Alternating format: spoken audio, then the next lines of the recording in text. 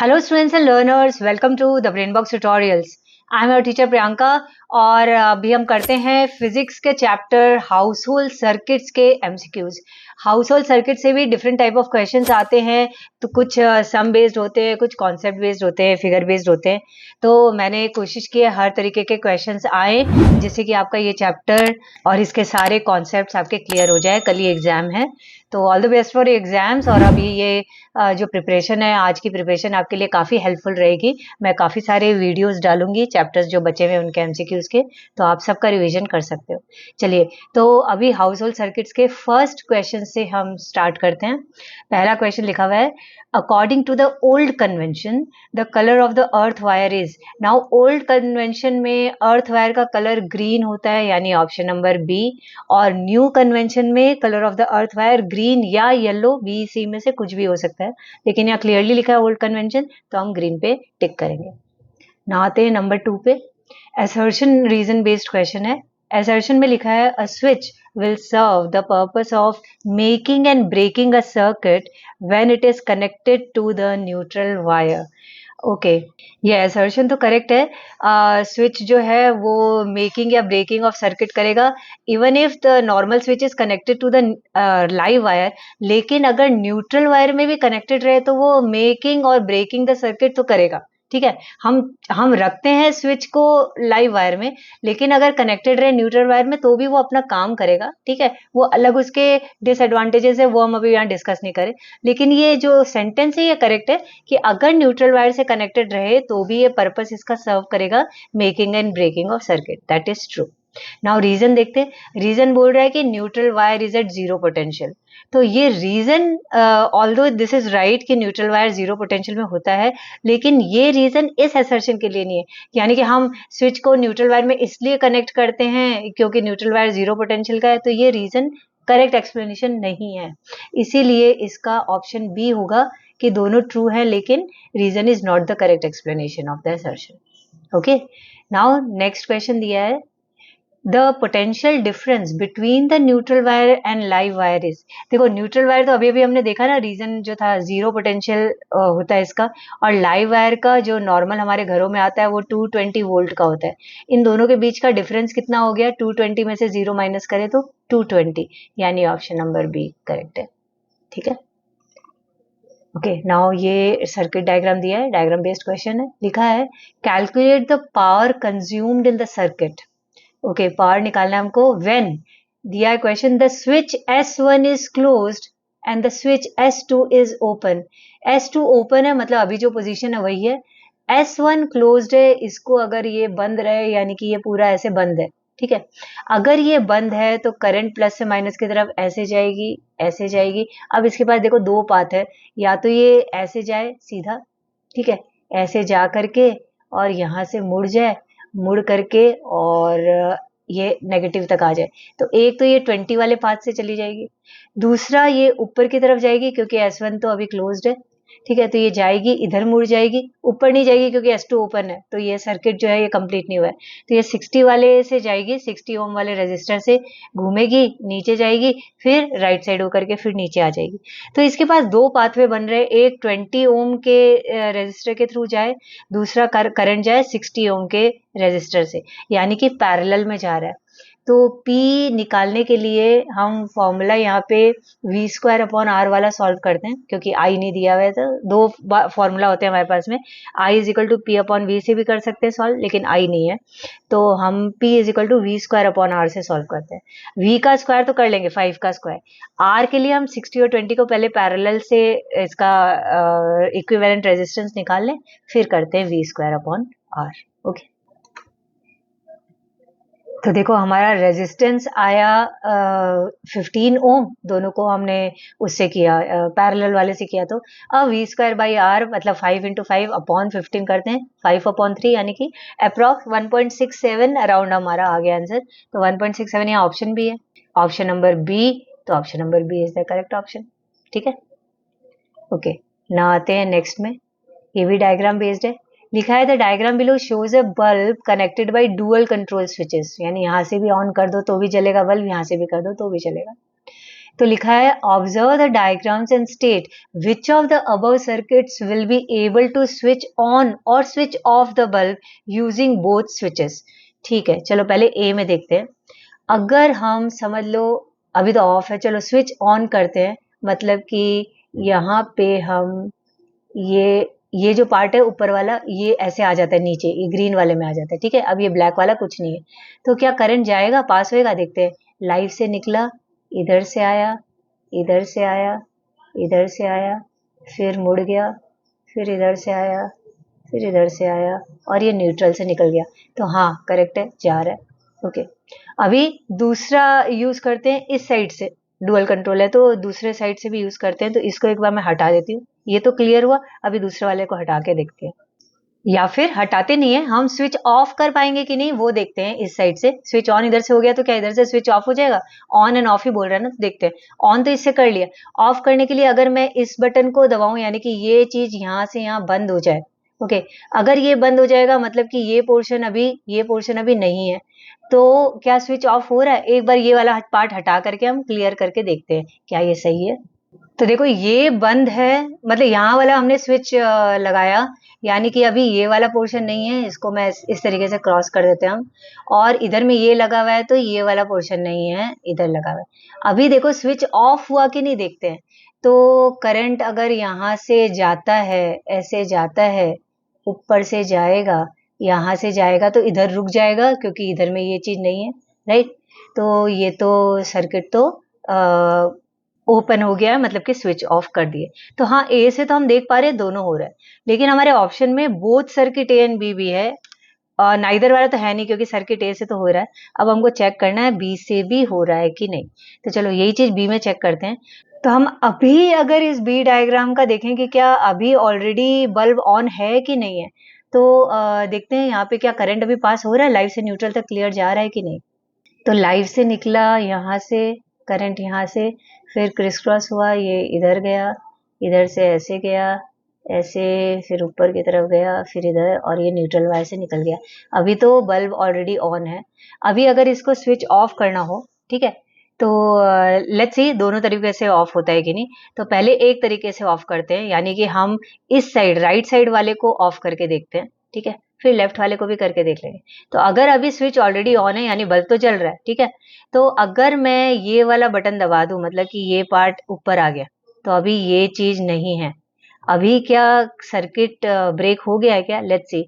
Live wire से current इधर निकलती है, इधर निकलती है, फिर ऊपर चली जाती है, फिर इधर से आती है, इधर आती है, और इधर आकर के रुक जाती है। ठीक है, रुक जाती है मतलब कि हाँ ऑफ तो हो गया। ये तो तरीका ठीक है।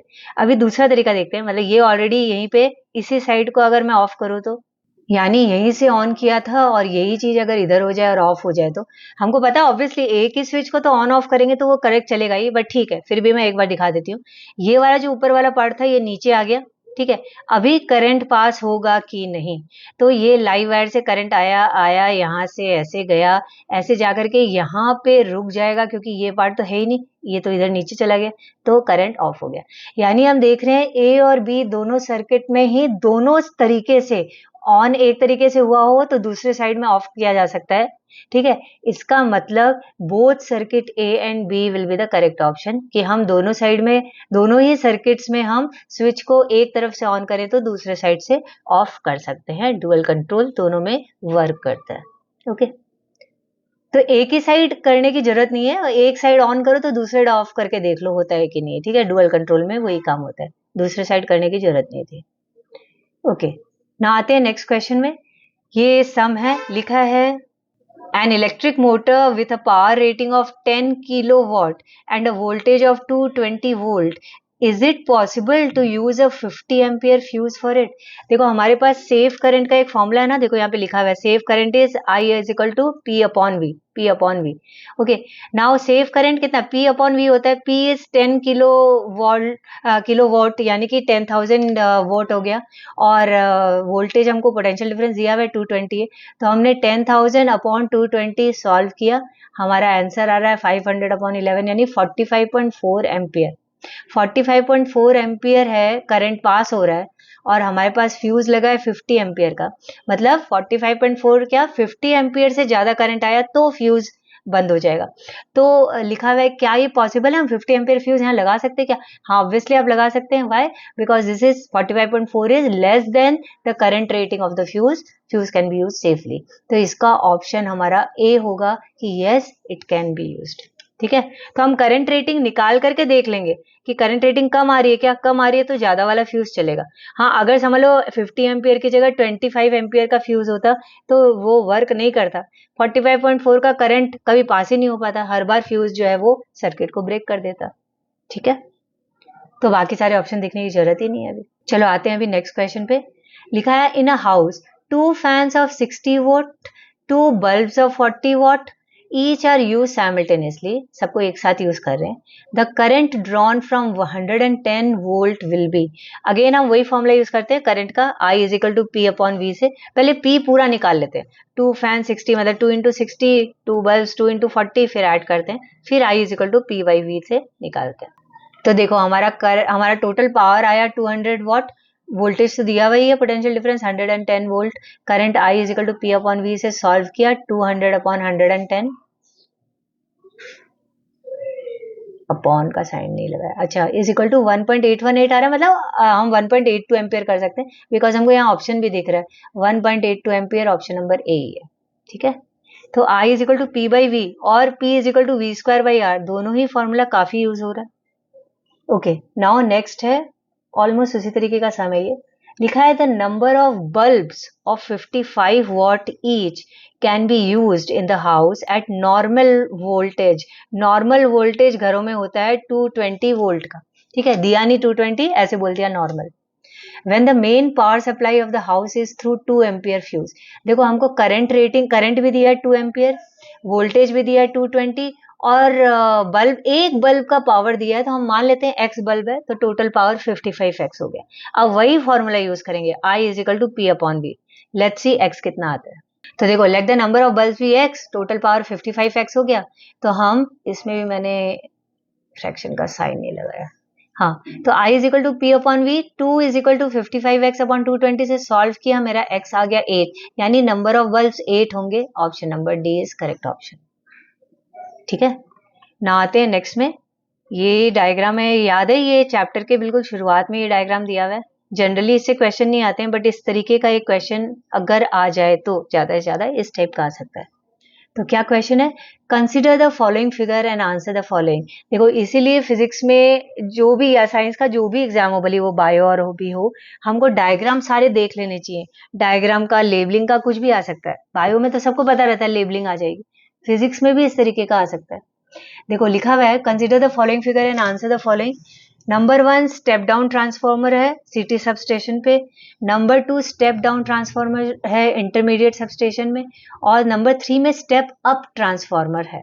ओके, नाउ यहाँ पे दिखा देखो, ए खाली है, बी खाली है, सी खाली है। हमको ये बताना है ये ट्रांसफॉर्मर्स 3 लगे हुए हैं, कौन कौन से लगे हुए हैं। अच्छा देखो 11 किलो वोल्ट का पोटेंशियल डिफरेंस से ये 132 किलो वोल्ट बढ़ गया जैसे ही ए के बाद निकला, यानी कि ए तो स्टेप अप ट्रांसफॉर्मर है, यानी कि नंबर 3 है, ए तो 3 है। ठीक है, अभी देखो यहाँ पे ए 3 वाले 2 हैं, सी और डी। तो आगे बढ़ते हैं। अभी ये step up transformer step up होके आया, अब बी में थोड़ा कम हुआ है तभी यहाँ 11 हो गया, फिर सी में और कम हुआ है तो 220 हो गया। दोनों में स्टेप डाउन है, यहाँ पे भी दोनों में स्टेप डाउन है, लेकिन बी में पहले इंटरमीडिएट आएगा फिर सिटी का सबस्टेशन आएगा, यानी कि बी में 2 रहेगा, इंटरमीडिएट पहले आया, फिर सिटी का आया, फिर घरों में आ गया। तो ए का 3, बी का 2, सी का 1, इसका मतलब ऑप्शन नंबर सी।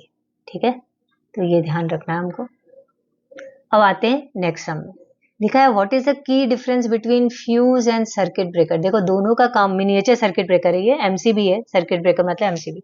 दोनों का काम यही है, वो सर्किट को ब्रेक करते हैं, लेकिन तरीका अलग है। फ्यूज में वायर जो है वो मेल्ट हो जाता है, सर्किट ब्रेकर में स्विच ऑफ हो जाता है। तो यहाँ पे देखो मैंने डिफरेंस ही बता दिया, यही मेन डिफरेंस है, हम समझाने के लिए भी यही डिफरेंस लिखते हैं। ऑप्शन ए में यही लिखा हुआ है कि फ्यूज में क्या है, permanent melting of wire, and circuit breaker में स्विचिंग मैकेनिज्म है। यही ऑप्शन करेक्ट लग रहा है। स्टिल हम बीसीडी को एक बार रीड कर लेते हैं। तो बी में लिखा है circuit breaker is very expensive as compared to the fuse, नहीं ये कोई की डिफरेंस नहीं है। नंबर सी है fuse has a non metallic casing where circuit breaker has a metallic casing, ये भी नहीं है।